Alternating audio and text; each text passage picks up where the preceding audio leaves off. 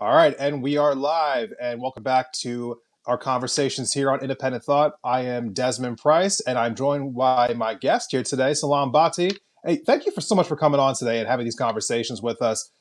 Just for everyone who's not familiar with you and your work here, what exactly do you do for your day job besides content creation? My parents ask me that all the time. So I go by poverty lawyer. I've been in the poverty law space for, oh my gosh, over nearly 10 years now. Yeah. Um, and so I got my start in legal aid, where I helped people, or rather, I helped actually change policies in the Virginia State Assembly to improve access to SNAP benefits, expand access, and make things better for TANF cash assistance, and Yeah. make free school meals more accessible for all the kids out there. And now I just work on a national level to protect and strengthen SNAP. Really appreciate it, which is, why you're the perfect person to be talking to today about what's going on in the House and the Senate with this bill that I refuse to refer to the same way that Trump refers to it. We're also going to be talking about the specific cuts that are coming to Medicaid and SNAP.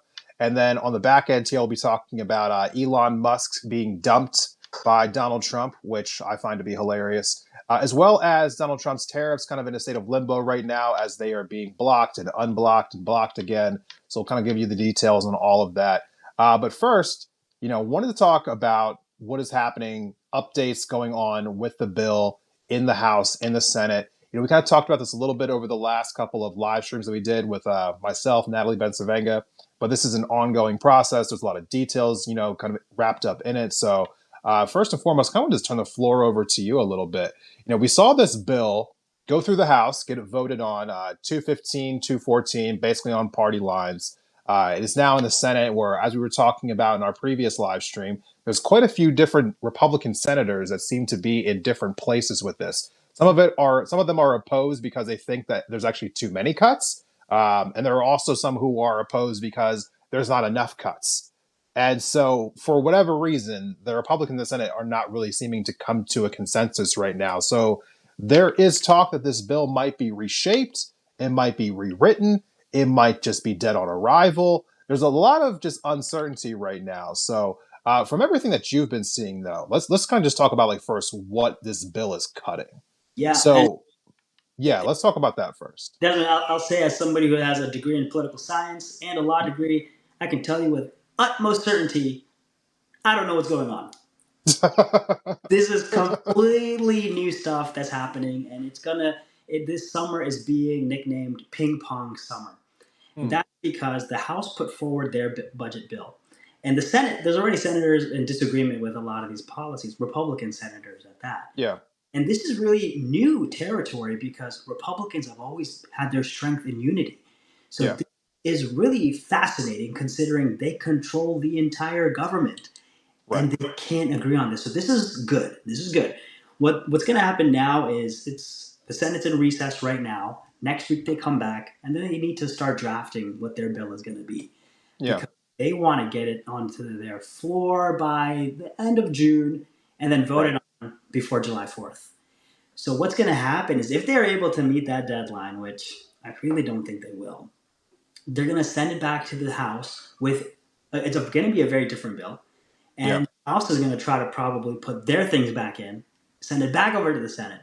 I don't know how often or how long it's going to go back and forth between each other for this volley, but there's a lot of other things. There's a lot of other variables at play. Uh, yeah, there's the debt limit that needs to be raised. There's the debt ceiling. There's the farm bill is coming up for expiration at the end of September. I mean, they could very well just renew it again and again and again. We're not in any rush to get a farm bill through. We can talk about that in a bit, but that's also coming up. And then ultimately, the 2026 midterms are coming up as well. So yeah. the bill has over $1 trillion in cuts to SNAP, Medicaid, and now Medicare is getting affected as well. So Republicans are smart enough to know they don't want to be anywhere near the bill when the midterms come around. Right. That's where we are in terms of timeline.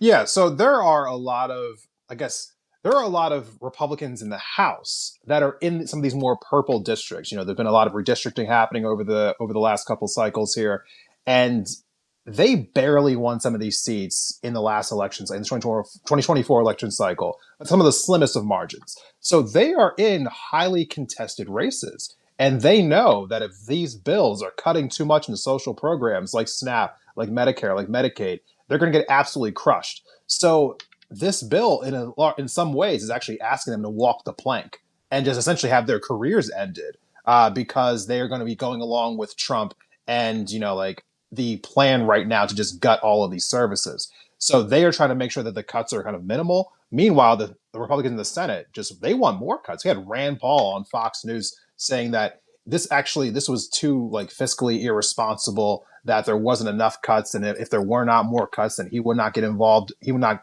sign off on it. Senators Mike Lee in Utah and Rick Scott in Florida said the exact same thing. So I actually have no idea. There really is no understanding where, like, who's going to fold, if anyone's going to fold. I mean, this thing could just die. I don't want to give people too much hope here because that would be, I think, a mistake. But the chance is out there. I think more so there seems to be more hope now than there was previously. That's basically what I'm trying to say. Yeah, no, there absolutely is a lot more hope. The bill that came out of the House is really important, though, to keep in mind. Even if it dies, even if it is changed completely, we cannot forget what the House Republicans were willing to do and voted on. Some of them Yes. voted on this multiple times through the respective committees. That come 2026 midterms, we cannot forget what happened here. And unfortunately, a lot of voters, we just have short-term memory. I mean, we have a lot of things going on. I'm not jumping on or piling on voters, but like Yeah. something we're going to have to keep in mind. And also, like my representative, he's a Republican. As soon as he voted on this thing that seeks to cut like over $600 billion from Medicaid, he sent out an email to all the constituents on the listserv, like, Representative votes to protect Medicaid. There's nothing protecting Medicaid in this bill. Right. Removing upwards of 10 million people from the bill for Medicaid does not help people. So there's so much rhetoric we can dive into about how they're trying to obfuscate everything, and gaslight is going to try to help them put up a shield come 2026. But we really need to be we need to remind ourselves every single day what they tried to do. We need to remember this. We need to call them every day, weekly, Yeah. regular visit. Just be like, hey, we remember. We remember what you did. We remember what you tried to do, and we won't forget. And Yeah. Desmond, also, when you said walking the plank, like that's the real crazy issue here, because so many people call like the MAGA community as a cult, and this really is showing that, because they can either lose, they can either potentially lose by getting primaried by somebody the president would pick to run against them if they voted against it, Right. or they can lose by voting for the thing and then getting either primaried or lose in their respective districts come midterm elections. So it's really weird. Yeah, and the right is obviously trying to like spin this right now is that they're just cutting, like waste, fraud, and abuse. But the numbers don't pan out in that way, any shape or form. The number that they are trying to cut, we talk about $700 billion to Medicaid, $500 billion to Medicare. I think it's 267 billion is the number to SNAP benefits. Like we are. Again, I think sometimes it gets a little. There's like a lack of humanity when we just talk about the numbers like this. These are people's healthcare. This is people's, food that we were trying to talk about here. And again, the most vulnerable people in our society, people who, if you are on Medicaid, you are among some of the poorest people in America. If you are on SNAP, you are some of the most poorest people in America. And this is your access to go to the doctor. This is your access to be able to go to the emergency room without leaving with some thousands and thousands of dollar bill. Your ability to go to the grocery store and buy some food. These are, like our seniors who would be in abject poverty without access to Medicare. And now they're also like, this is, besides the fact that we'll talk about this a little bit later, you have Elon Musk making it harder for people to get Social Security right now by firing half of the staff at the Social Security office. So this is an attack on all ends on the most vulnerable people in our society. And I have no stomach for it. I mean, seriously, anyone who tries to justify this, and I see how the Republicans try to justify this. I have people, right-wing trolls constantly coming into comment sections on our YouTube videos, for instance, saying like, "Oh, they're just taking away all the fraud, and they're just making sure that illegals don't get these benefits, so on and so forth. But let me just tell you, all of that billionaire fueled propaganda is just absolute nonsense. That is not what this bill does. This bill is trying to make it so that the most vulnerable people in our society have less of a safety net, and so they can privatize these things. They want to destroy Medicare and Medicaid so that they can have a more privatized healthcare industry. That, I think, to me, that's what it seems to be the end goal here. You're spot on about that. And the way they are seeking to reduce waste, fraud, and abuse is actually to eliminate waste, fraud, and abuse by eliminating the programs entirely. Yeah. And then you won't have any waste, fraud, and abuse to worry about. One of the talking points they have about how undocumented immigrants are receiving federal benefits is laughable because you need a social security number to get these benefits. You need to Right. be a permanent resident. You need to be a citizen to get these benefits. It's hard enough, if not impossible, for a documented immigrant to receive these benefits. They have like Right. 5-year restrictions, all these bars ahead of them. So for somebody who is undocumented in this country illegally to put themselves before the very government that they are hiding from to get benefits. There's no thought that goes into this. I mean, seriously though, there really isn't. If you just got to think about these talking points and you can just assess, Yeah. wait, yeah, there's no logic here. So and then one of the if we want to go into the cuts, we could talk a little Yes. about the cuts. So Right. again, very illogical things that they're trying to do. One of the things we'll talk about, let's see, within the SNAP space, upwards of $300 billion worth of cuts, which is nearly a 30% cut of the entire program, the largest Right. cut the program has ever faced. And millions of people will be removed from the program if this goes through. So what are some ways this could happen? One is increasing the work requirement age. So right Right. now, you are able-bodied and you don't have any dependents, like you're fit for work, you don't have any kids, you're supposed to be working between the ages of 18 and 54. If Yeah. you're not working, you can only get SNAP for 3 months within a 36-month period. Yeah. If you are not making 80 hours a month, then you are removed from the program after 3 months. So not only do you not have any income, but now you also have no food support, which doesn't make any sense. That's not helping anybody. The Republicans seek to increase that age from 54 to 64. So now we're putting older adults into forcing them to find a job within 3 months if they're able-bodied and they don't have any dependents, forcing them to find a job that's giving them 80 hours a month, knowing that there's age discrimination, knowing that these minimum wage jobs that they could probably get within 3 months are going to be manual labor, a lot of time on their feet. They're not going to be desk jobs. The people in this age group have health issues that don't rise to a full disability. So there's so many variables at play here that are going to remove upwards of 3 million people in this age group from the SNAP program. So that's awful. Secondly, is that there's also an attempt to expand who is considered an able-bodied adult without a dependent, and bring in single parents whose children are over the age of 7. The thought process here is that, or from Republicans, that if your child is in school, that means you can go out and work. Now, think about, let's logically work through this. If you're for all the parents who are watching or people who know about kids, that kids suddenly get sick. And if a parent is working a low-wage job, to be able to get off of work the same day without getting Good fired. luck. Yeah, Good luck. without getting fired and with paid sick leave. Good Yeah. luck finding that unicorn of a job. Right. Having affordable childcare so that maybe you got to put your kid into childcare after school is impossible. But then also you're going to work a low-wage job so you can receive SNAP benefits and have your kid in childcare and then just get the income and give it to the childcare agency. All for what? To not be able to spend time with your own children? Again, if you're a pro-family party, you're not going to put this on single parents who are already having a really hard time.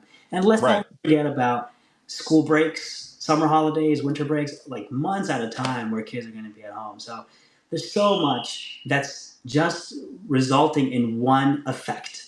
that they want to remove people from the program. So Yeah. if you're a single mom or a single dad of 2 kids, as a household of 3, if you are not able to meet these work requirements, then after the 3-month time limit, you are removed from the SNAP program. And so a household of 3 becomes a household of 2. Yeah. So benefits for an adult and 2 kids are now getting stretched even thinner because the SNAP benefit. I want to actually I want to pitch this question to the audience. How much do you think the average SNAP benefit is per person per day? Don't look this up. Just whatever number comes into your head. What is the average SNAP benefit per person per day? And we'll talk about what that is. But Desmond, what do you think? Any idea? Well, I would assume, if you're talking about like the maximum or you said the average? Average Average, per person. I would probably say it's somewhere in the vicinity of maybe $5. Just in $5. Okay, we got somebody in the audience saying 250. I was at a birthday party, and I was talking with the dad of the kid, and I asked him the same question, like, "Hey, how much do you think it is?" Uh, Yeah. he's like, "I don't know, $80 per person per day." So that's we got 80, we got 250, we got 5. Kathy's saying I don't think it's much. It's Lalisa, you can hit it, $6.16 per person. Okay. Okay. I was close. I was close. I was close. That's just But yeah, it's not much. not much $6 per person per day. on I average. mean, have you ever been able? I mean, like truthfully, can anyone actually survive off of $6 for food for a day? I mean, can you even get a meal for $6 at this point? No, you can't. And I tried this. The organization I work at did a Snap challenge in March, Yeah. and I was really excited about this because this was during the month of Ramadan. So I was Right. fasting, and I'm like, oh, I'm gonna make out so good because I'm already barely eating or drinking. Right. So I thought I could do this very well. I could barely make it work.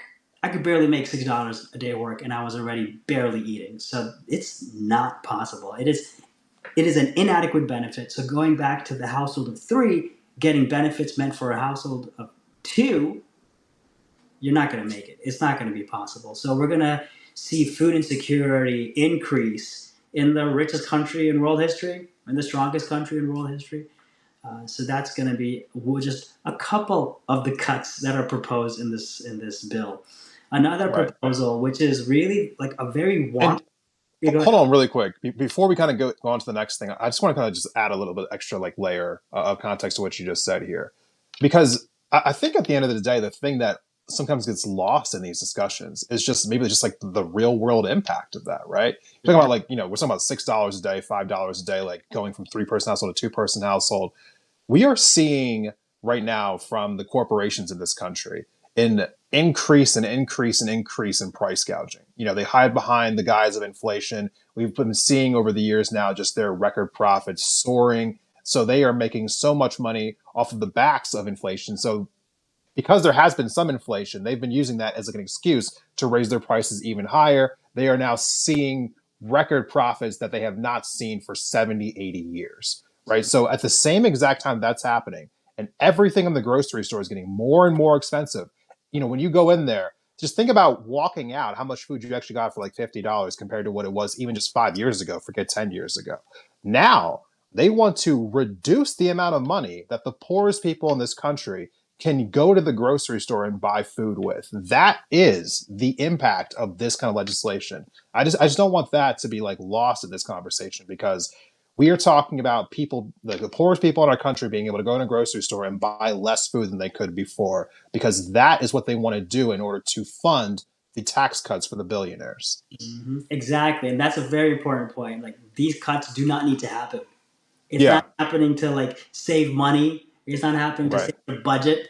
It's literally happening to do the biggest wealth transfer in history. And Yes. it's a reverse Robin Hood. It is a hood Yes. robin. We are robbing from the neighborhoods and giving it to the richest folks. So it doesn't make any sense, Desmond. No, it does not. I wake up every day wondering, is this still happening? Right. And it is. But so another thing that they're trying to do is shift the cost of the programs to the Yeah. states. And if Right. anybody's ever worked as a state advocate or with their state legislatures, then you know that there's very little money to work with in a state legislature. So I was just talking with some, sorry, I have a case of reconciliitis. I was talking with some advocates in Michigan, and just Yeah, saying, hey, if this cost shift happens, and it's based on a bunch of things like payment error rates and increasing what the state puts in for administration, if all of this happened, then Michigan, based on previous numbers, would be on the hook for $1 billion extra every mhm, year out of their own budget. So what this means is that they can't afford that. No state is going to be able to afford any of these cost shifts. What right, this means is that states would pull back on any types of options they've put in or expansions they've had and remove entire families from the program. Programs, like you've said, are helping people afford food at a time when food prices are increasing and yeah, these people are in need. So, what also happens is that children who are in these households, if they lose SNAP benefits, they lose their direct certification for free school meals yeah, and their adjunctive eligibility to with the WIC program if they're under 5. So it's not just a ripple effect, but a shockwave that's going to happen. And then also the real world impact, as you were talking about, is all the 260,000 plus retailers across the country who accept SNAP benefits. right, If this 30% cut happens to SNAP, that's a 30% cut essentially to all of these retailers' bottom lines. It right. is a cut to what farmers are going to be getting as well. And farmers have already lost billions this year, and they lost 20 billion last year because of all the disasters.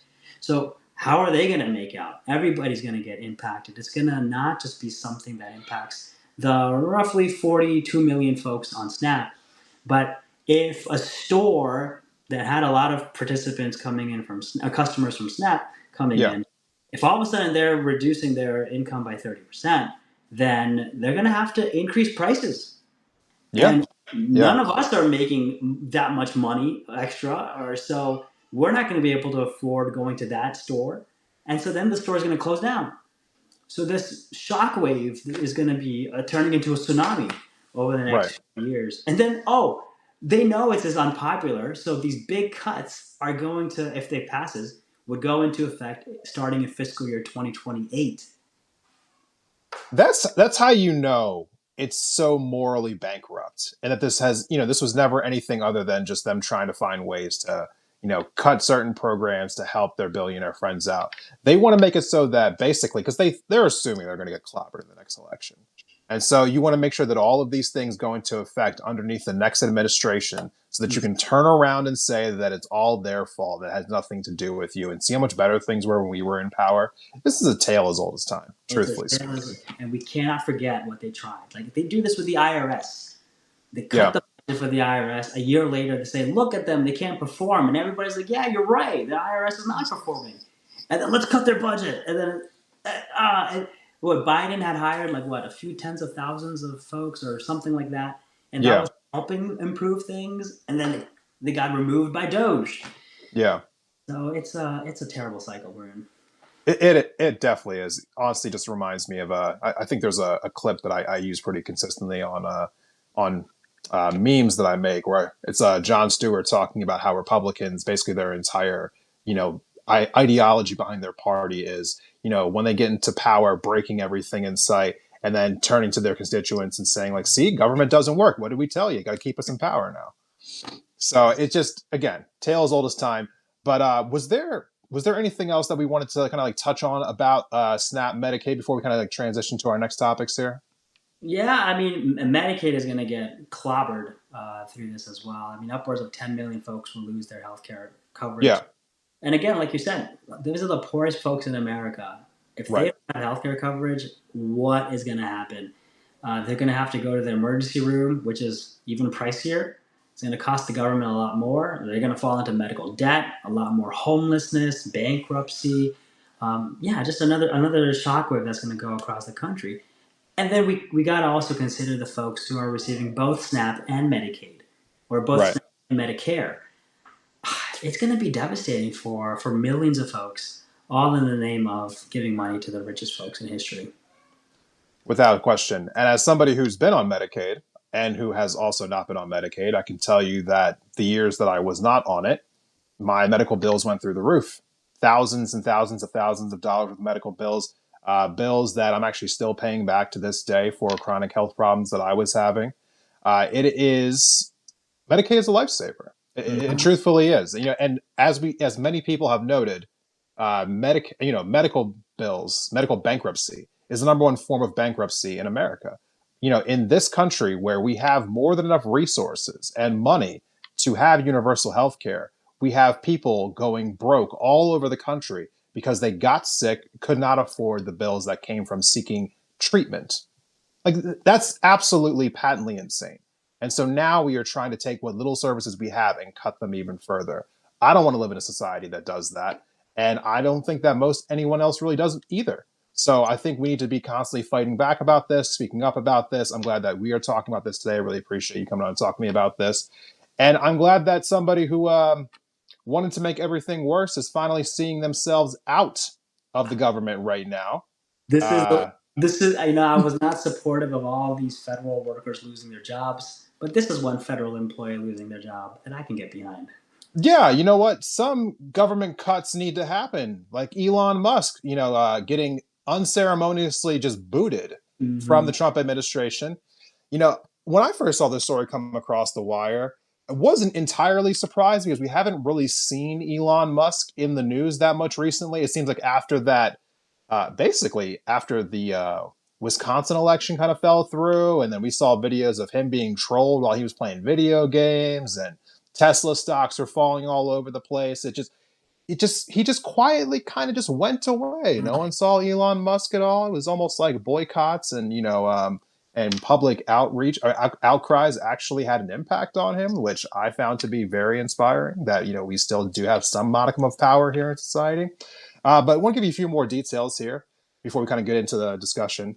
This is from Reuters, where they were saying that his departure was very quick and that he had no formal conversation with President Trump. This is according to sources with knowledge of the matter. This again from Reuters, um, adding that this decision was decided at a senior level, and while the precise circumstances weren't exactly clear as to why he was leaving, they did note that this was a day after he publicly criticized Trump's bill, to which apparently people were not very happy about this.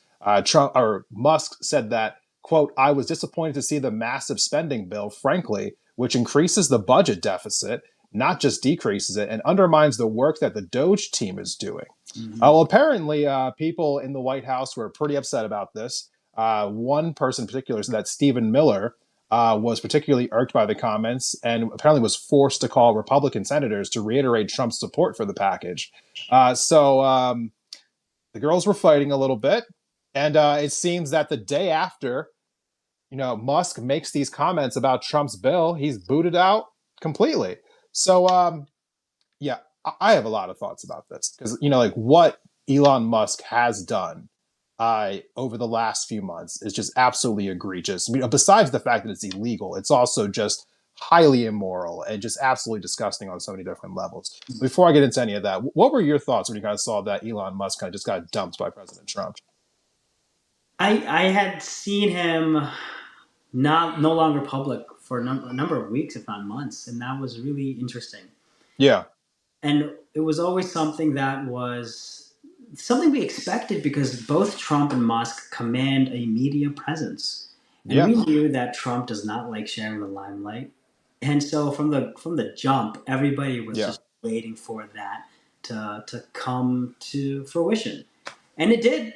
And yeah. a lot, like you were saying, a lot of the outcry and the protests that were happening, Musk does not have thick skin. We've No, he does not. we've seen what his skin looks like. It's not nice. So, not that I want to do an ad hominem attack, but I just had to get that one in a little bit. Yeah, But yeah, he was not ready for this. He does not have thick enough skin like Trump does. Trump has some really incredibly thick skin. It's so thick it's orange.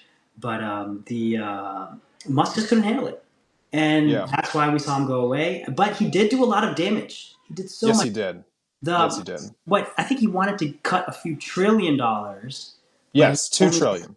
he only got to like 278 billion maybe or so, or something like that. Not Yeah, I think the number was about 150 billion. 150. Okay, so Yeah, a lot of damage. I mean, we're talking tens of thousands of people who lost their jobs, their livelihoods. I mean, we've seen so many stories of people who were talking about how these federal jobs were their dream jobs, how they worked for years to get this job. There's people who worked as like an IT consultant at a national park who worked Yeah. for years to get that job. And then within 2 or 3 months, he lost it. And Yeah. where do you go? There's not enough private orgs out there that are hiring. So I'm really concerned about all of these laid off federal workers and also all the people who are working at other organizations that lost federal funding. Like, where Right. are they? How are they doing? And what's next? So that's a lot of, that's some of the things that keep me up at night outside of Right. poverty. Right. No, that's definitely a good question. I do see someone that left a comment here. Kathy, thank you for watching. Hope that if you didn't get a chance to see the end of this, the rest of it will be on the playback, here on Substack as well as on YouTube. And again, really quickly here, for those who aren't already, if you want to subscribe to, my newsletter, to Salaam's newsletter, you can go ahead and click the top of the screen right now. You can go ahead and subscribe to both of our newsletters that way. If you're watching the playback on YouTube, please go ahead and subscribe to the channel now. One of the things I wanted to say about the workforce, the number that, as far as federal workers who were cut, I think is, I saw this actually earlier in the same Reuters report, is 260,000 people have lost their jobs because of Elon Musk. And I kind of wanted just to run through a little bit what some of these things were. He was cutting people who were working on pediatric cancer research. He cut people who were dealing with funding for HIV and malaria treatment. He fired the top nuclear safety officials in the country, had to go and then run and beg these people to come back. Firing air traffic controllers all over the place. And then we had planes falling out of the sky. This is also somebody who gutted the Consumer Financial Protection Bureau, which their main purpose in existence is just to make sure that the American people aren't being scammed by big corporations. So he went and cut those people.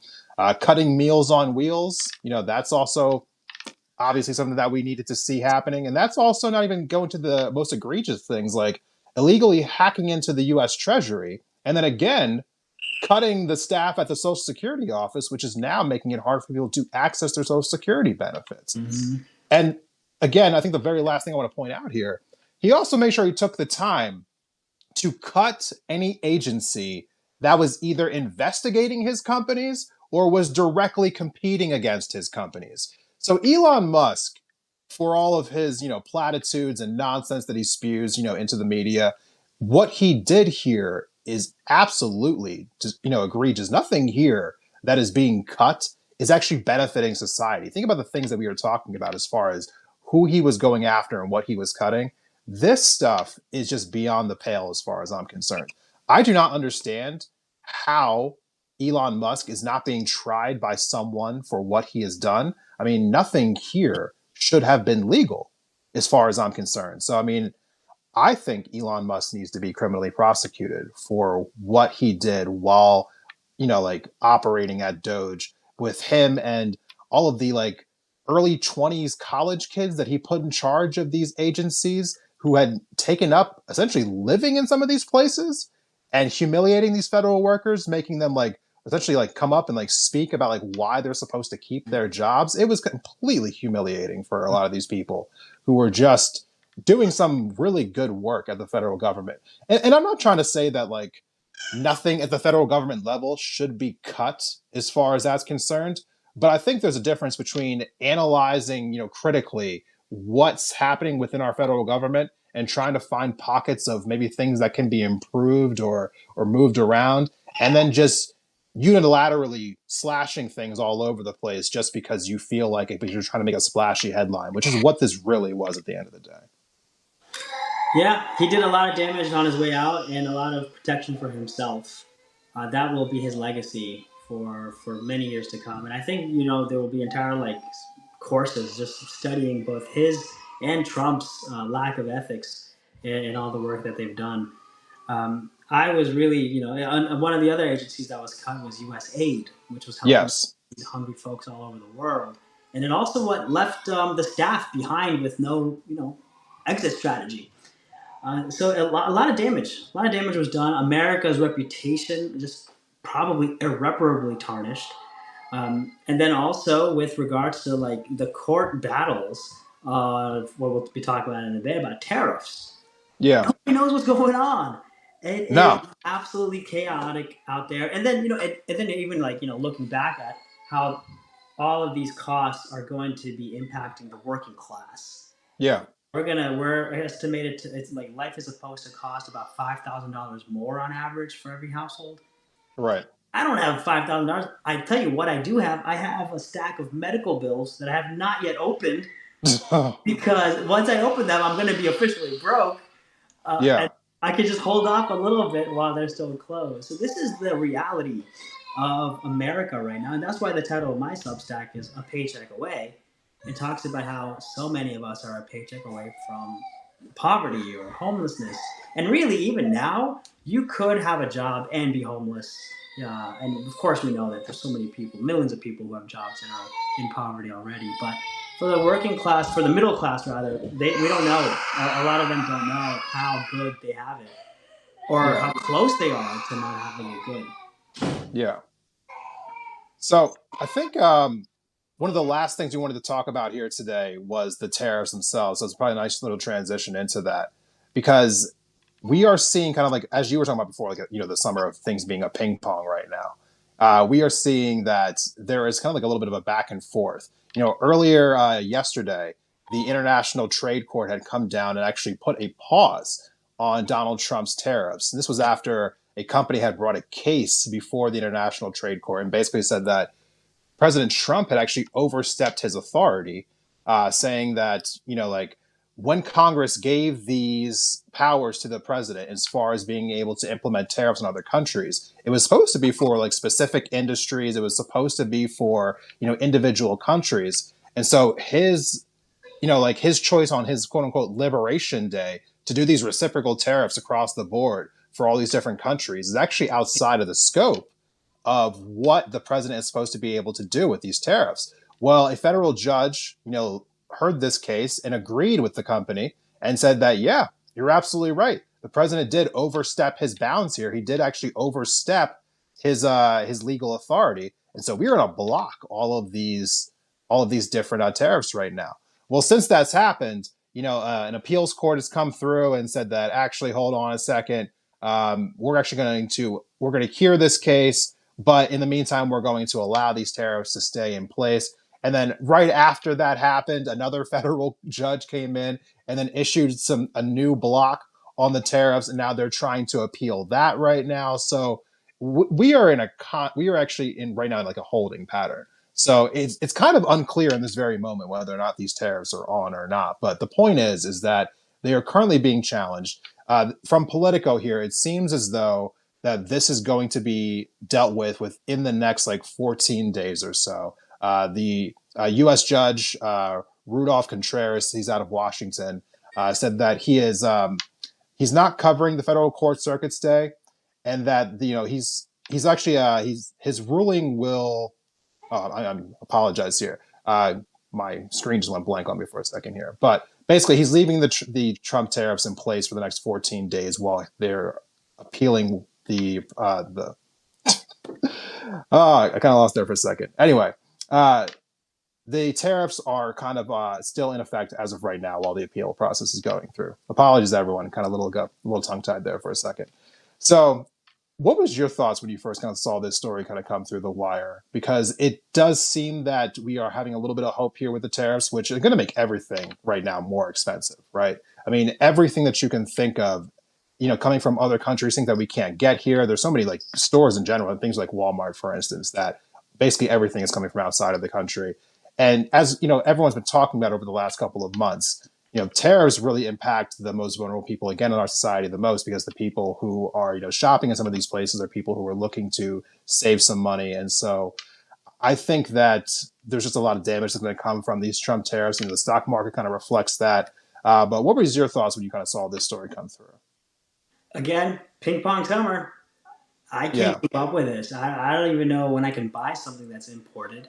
We've seen the damage already happen where people are attaching tariff prices to goods online right. so that you can see how much of an impact it's having on your wallet. But one of the things that we've heard is that it'll cost on average about $5,000 extra per household if these tariffs go through. And I don't have those extra $5,000. So what does that mean for a household? It means we're gonna be like Googling Great Depression era recipes and how to Yeah. live on maybe like two pants and three shirts, like Homer Simpson style, right? Just the same everything. So it's going to be a dystopic future for sure. If not only the tariffs go through, but also the big beautiful bills cuts go through as well. It's going to create an America that'll have some sort of feudalism to it. Yeah.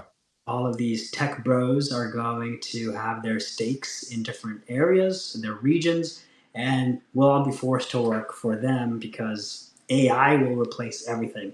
So that's like this dystopic nightmare that's a possibility at this point.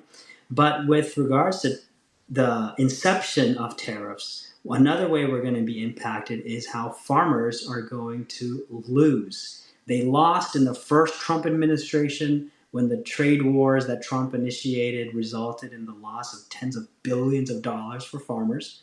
Yeah. And we're already seeing farmers who have been impacted by Doge cuts when they lost school, farm to schools, when they lost that funding.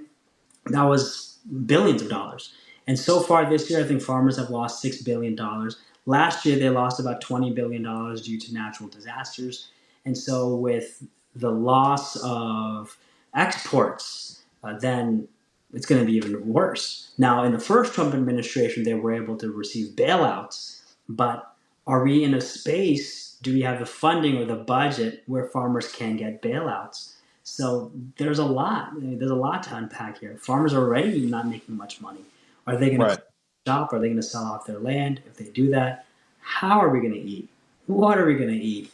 What kind of chaos will ensue? And we'll be reminded of the supply chain issues from the pandemic where there wasn't enough food being transported. Now there's just not going to be enough food. Forget about the transportation, the chain stuff. Yeah. Not going to have enough food. So there's a lot to be concerned about. And so I don't want to spoil anything for anybody, but I just watched the new Mission Impossible. Okay. And I'll say this, Tom Cruise has 3 days to save the Yeah. world. Right? He has 3 days to save the world. And you see what he goes through in those 3 days. I would have, the world would have been toast by the end of day one if I was Ethan Hunt. Let me tell you that. It was very difficult. But Yeah. he was doing this as a part of a small team, even single-handedly he was doing this. But we outnumber everybody in Congress. We outnumber the billionaires and the centimillionaires. We outnumber all the people in the administration. And we need to really have that class consciousness to come together and say, we reject all of this. We are going to fight back and push back until we're blue in the face, because otherwise there's going to be millions of people who die. And it doesn't have to be affecting us directly, but we need to have that empathy and the compassion for everybody, because right now we are losing on the empathy and compassion for everybody. We Yeah. see kids burning alive in Gaza and we're Oh my God. doing nothing about it. So who are we as people? What are we doing? If we cannot see those kids in Gaza being killed as our own kids, then what, right? So we really Yeah. need to really wake ourselves up. We gotta wake ourselves up. If we are being blindsided by the entertainment that we have in front of us, if Netflix is distracting us from everything, we really Yeah. need to wake up from it all and not let entertainment be the doom of the entirety of what has been built over the past 249 years here in America. We're going to celebrate our 250th birthday in just a couple months. But at what Next year. But cost? yeah. Yeah. Oh, next year, right? Yeah, not Next year. I'm sorry, I was thinking about the military parade that's happening in a couple weeks for Trump. Oh God. So Whole different 250 years story. next year, what kind of America are we going to have? It's Yeah. up to us to make that decision. We have to do it as a united front, as a working class, knowing that we have the power, and the power is in the numbers. Someone in the comments just asked me like what the good news is. I think one of the good news that I'm taking from all this is the fact that someone is effectively challenging Trump's tariffs in court right now. And there is a very strong possibility that this, challenge is going to stand. So it's being appealed right now, true, but there is a good chance that after the appeals process is over, that the like stay on. I mean, the actual like pause on these tariffs will actually stay into effect. Mhm. So right now, we are seeing like one of the biggest like miscalculations. Maybe it's actually not a miscalculation. Maybe it was very intentional, but whatever the case was, one of the biggest just like political blunders I've ever seen in my entire lifetime. If you are going to implement tariffs on something, on anything, there has to be a strategic reason for it. And there has to be some kind of, outcome that you're trying to get to that's supposed to be a betterment for society as a whole. And that is not what's happened with these tariffs. I mean, you are not going to bring manufacturing back to America in a snap of a fingers just because you put tariffs on all these different countries. The only thing that you're going to do is just make it more expensive for everyone to get the things they are trying to get. And you are going to depress the economy here at home. There are just some things that just do not exist here in America. They just don't exist here. And if you are trying to, build back the manufacturing in this country, like, show me the subsidies that you're doing. Like, show me the investments in the warehouses that you are making across the country. Like when we were talking about trying to bring, like chips, like the chips, that were kind of like the semiconductors right now that are being made almost exclusively in Taiwan. Biden passed the CHIPS Act, a couple of years ago to try to make sure that these things are being manufactured more here at plants in like Ohio, at plants in Arizona. And that's the kind of idea that if you were trying to bring manufacturing back to America, those are the things that you'd be doing.